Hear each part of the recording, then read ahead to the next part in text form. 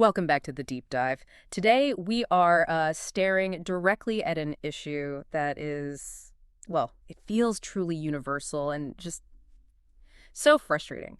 Dark circles. hmm We're talking about that shadow, that discoloration under your eyes that just makes you look tired all the time, no matter how much sleep you actually got. It is probably the single most common cosmetic complaint people have, and for very good reason. Right.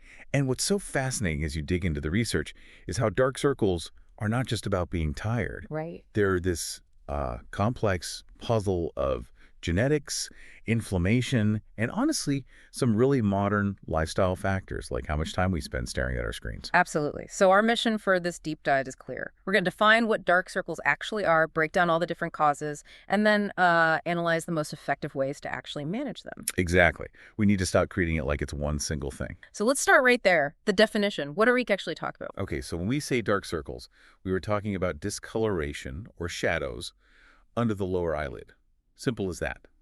They look darker than the skin around them. And why there? Why under the eyes? It's because the skin around our eyes is the thinnest on the entire body.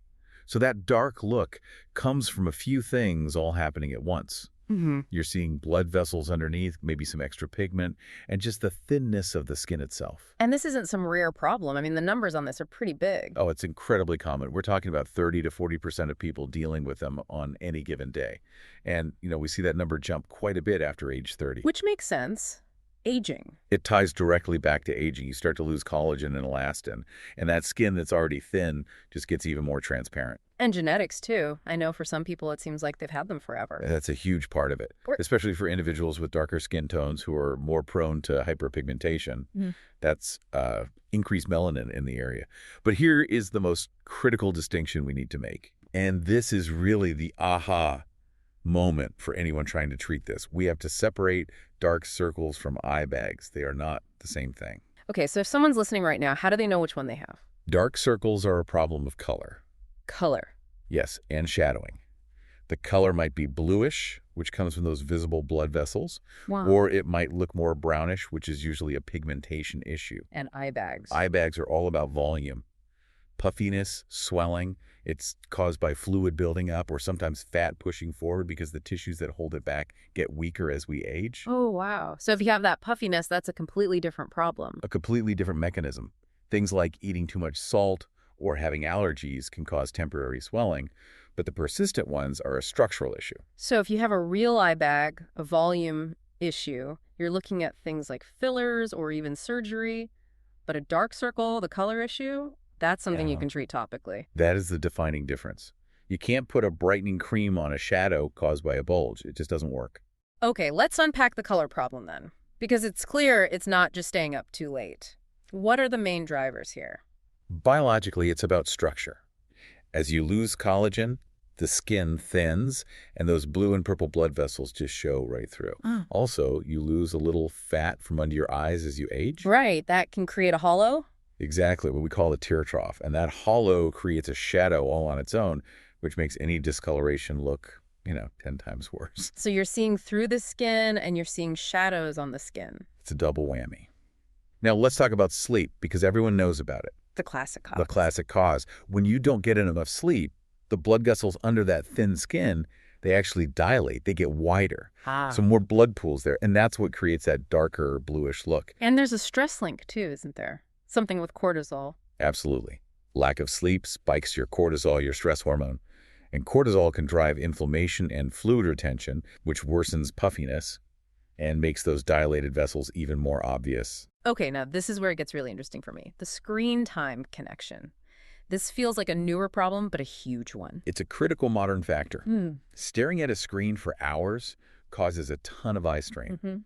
And when you strain those eye muscles, the blood vessels around your eyes expand to deliver more oxygen, which, again, darkens the whole area. But wait, it's not just the strain. The light itself is a problem. That's the double hit. The blue light from our devices actually suppresses melatonin, the hormone that regulates sleep. So it messes with your sleep quality, which just amplifies the whole vessel-dilating cortisol spiking problem we just talked about. Wow. And there's a third part to this, a behavioral one. When we stare at screens, we don't blink as much. poor blinking. I've never even thought of that. Yeah, your blink rate can drop by 50% or more. Yeah. Your eyes get dry and irritated. And what's the first thing you do when your eyes are irritated? You rub them. You rub them. And that rubbing causes low-grade inflammation and can even break tiny capillaries, leading directly to more discoloration over time. It is a major, major driver. So just doing my job at a desk is causing all of this at once. Okay, what about things like dehydration or allergies? Dehydration is a simple one. Your skin just looks duller and more sunken, which makes any shadow look deeper. And allergies are huge. Nasal congestion dilates all the veins around your sinuses and eyes. People call it an allergic shiner. Right. And what about from the inside out, like nutrition? Can what you eat show up here? Oh, for sure. This is where dark circles can actually be a sign of your overall health. The research points to 3 key micronutrients. Okay. First is vitamin K. It's essential for blood clotting and keeping your capillary walls strong. If they're weak, they're just more visible. So K helps kind of shore up the structure. What else? Vitamin C, absolutely critical. It's a primary building block for collagen. Right, for thicker skin. Thicker skin, exactly. And it's also a great antioxidant that helps stop your skin from making extra melanin, so it fights that brownish type of discoloration. And the third one? Vitamin B12. A B12 deficiency is often linked to anemia, which can make your skin look much paler. And on pale skin, any underlying darkness just panics. It pops. It looks way more dramatic. Okay, this is so diverse, from weak capillaries to rubbing your eyes. So where do we even start with treatments? It has to be targeted. You have to know what you're treating. But let's start with some immediate fixes. Like the old tricks. A cold compress is a classic because it works. It instantly constricts those dilated blood vessels and reduces puffiness. What about chilled cucumbers or tea bags? Is there any science to that? There is, actually. Yeah. Cucumbers have moisturizing and slightly astringent properties. Cooled green or black tea bags are great because they have caffeine. Ah, caffeine. Caffeine is a vasoconstrictor, so it temporarily tightens up blood vessels. Plus, the antioxidants in the tea help calm inflammation. But the key word there is temporary. It's a quick fix, not a long-term solution. Exactly. For long-term management, you need to turn to your skincare routine and use some real heavy-hitting ingredients. So what should people be looking for on the label? To thicken that thinning skin, you need retinoids, or retinol. They're the gold standard for boosting collagen production. To fight that brownish pigmentation, you need vitamin C. It brightens and helps suppress that melanin production. Okay. And what about for hydration and the shadows? That's where hyaluronic acid and peptides are fantastic. Hyaluronic acid is like a sponge for water. It plumps up the skin from within, which can soften the look of hollows and fine lines. And if puffiness is still a problem, a topical caffeine serum in the morning can help. But what if someone has done all that and the circles are still really deep set? When is it time to, see a professional? When skincare isn't cutting it. For really stubborn pigmentation, a dermatologist might suggest a chemical peel to exfoliate the top layers, or even laser therapy to break up those deep melanin deposits. And if the problem is that hollowness, the tear trough we talked about, then you need to replace that lost volume. And that's where dermal fillers come in. They'll inject a hyaluronic acid filler right into the hollow. It instantly lifts the skin, smooths everything out, and the shadow just disappears. The results are immediate. But not permanent. Not permanent, no. You're looking at anywhere from 6 to 18 months before you might need a touch-up. This has been so comprehensive. So what's the big picture for the listener? How do we play the long game and keep this from getting worse? The long game is all about the fundamentals. Prioritize your sleep. 7 to 9 hours consistently. And stay hydrated. That old advice about 8 glasses of water a day really makes a difference for your skin's plumpness. And protection, I assume, is key. Non-negotiable.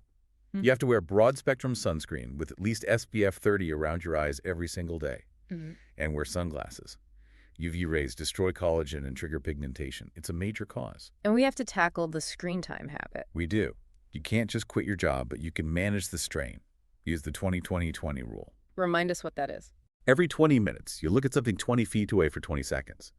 It lets your eye muscles relax, reduces strain, and helps you remember to blink. It's so simple, but so effective. And diet, to wrap it all up. A balanced diet full of antioxidants, vitamin C and E, and foods with omega-3 fatty acids like salmon and walnuts to help keep skin strong and elastic. So it's clear, dark circles aren't one problem. There are many problems happening in the same place. That's the key takeaway. You can't get rid of them permanently aging, and genetics are always there. But they are incredibly manageable if you are persistent and you target the right cause. Okay, so we'll leave you with a final thought, a little diagnostic test you can do yourself. The next time you look in the mirror, gently stretch the skin under your eye. Mm-hmm. Does the dark color disappear or get a lot lighter? If it does, your problem is mostly vascular, it's the blood vessels showing through, or it's a shadow from a hollow, so you need to focus on sleep, structure, maybe even volume. And if it doesn't change, If the color stays the same when you stretch the skin, your issue is primarily pigmentation. That means vitamin C, retinol, and sun protection are your best friends. That one simple test will tell you whether a serum or a filler might be the right path for you to explore next.